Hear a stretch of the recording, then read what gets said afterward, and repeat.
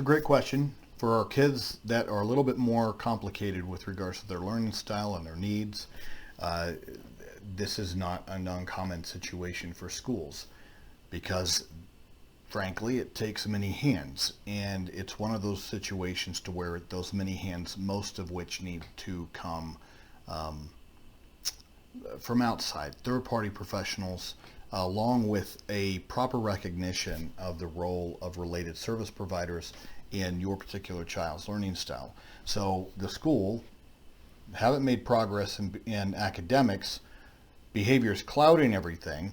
So what do? See, your situation is a perfect example of the Andrew F. versus Douglas County Supreme Court decision, which is our governing application of what a free and appropriate public education is. That's what we use now. Now, of course, because it hasn't been tested a lot yet in the appeals courts, which it's going to take years for that to develop. Just like the Raleigh decision before that, that was done in the 80s, which was our governing definition and bright line rule with regards to what a free and appropriate public education was, has been changed. But, of course, in that application of what is tangible, measurable progress, and it's got to be more than de minimis, which is basically what the Andrew F. standard is. Well, how do you define that? But the key things with regards to your situation that makes it comparative to the Andrew F. decision is the fact that the behavior left unhandled or in the appropriate manner, and that is to replace the behavior with skill acquisition. We've got to replace the negative behavior. So how do we do that? Well, and if we're not addressing that properly, using the peer-reviewed, scientifically known approaches to help in that area, then it's rippling over, and now we're not making progress in academics. And if we're not making progress in academics, well, it's because of the behavior, but behavior is also an educational performance area tucked in or considered part of the social emotional development. So at that point, then you also have the communication area of educational performance, and I saw in the question that there's some limitations there as well. So that is where, for your particular situation, you need an outside third-party expert like a board-certified behavior analyst, but a good ethical one, one that is going to consider your child the client and not the school system, because there's a big difference ethically on what behavior analysts can do for a program considering who they serve. If they serve the school district, then they can sprinkle fairy dust over children in the form of consultative services, which of course the schools prefer, because at that point we're not really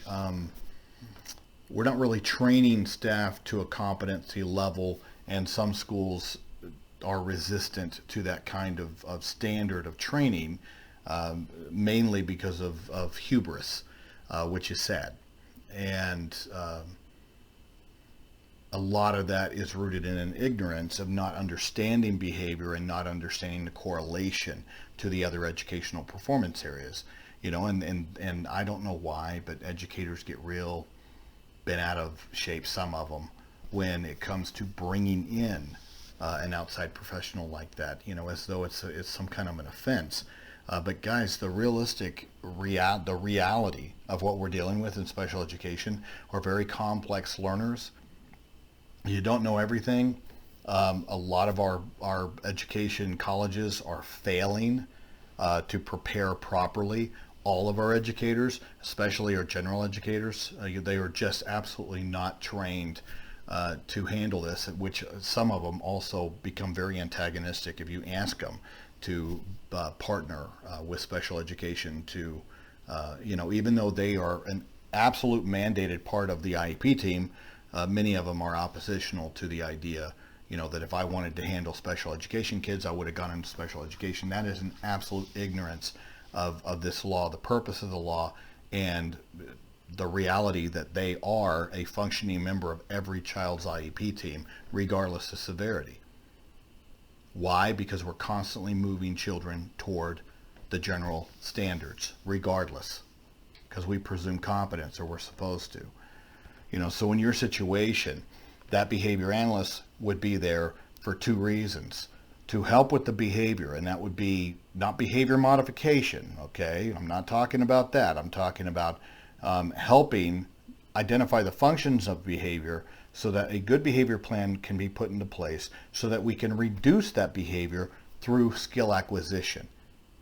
Whatever is the root of this behavior, we're trying to replace it with skills, all right? Whether that be communication, whether that be work refusal, whatever that is. We are extinguishing this behavior by helping teach the child new skills, okay? Now, while that's going on, I recommend getting a good assessment done, like an ABLS, ABLLS, VB-MAP, an AFLS, depending on the age of your child, because that's going to cover, 25 different developmental domain areas, many of which cross over into the academic areas for which the school system is going to be serving your child. Now, those assessments can be done over and over and over again. They're not like traditional cognitive or achievement to where they can only be given a certain number of times, a year. They really get to the root. They really peel back that onion. They really identify where the deficits are, and then those identifying exactly where those deficits are, whether it be math, whether it be manding, which is requesting, whether it be reading, socialization, those things can be tied to the state standards within your child's IEP. Your child can constantly be working against this assessment. But the other thing is, what is your child's learning style? Is it rote learning? Because if that is, then maybe your child needs discrete trial training. All right? And I know that there's going to be people out there go, oh, James, discrete trial. Yeah, guys, depending on the needs of the child, there was a point where my child she did not like it. And we listened to her. But there's a lot of kids, and early on, when she needed to make significant progress, and rote repetitious learning was the way to do it, discrete trial training is what she needed. And she made tremendous progress during that time period that she needed that, because that was her learning style, until we could move her to that next level of learning and understanding to where it was more reciprocal. Okay? But that's the one thing. If your school is clueless as to your child's learning style, then we need to figure that out. And how do we figure that out? We need to bring in the outside hats that can do the assessments and can identify the best manner for which to teach your child. And then that needs to be adopted. And then the staff needs to be trained to a level of competence in those teaching styles and that learning approach.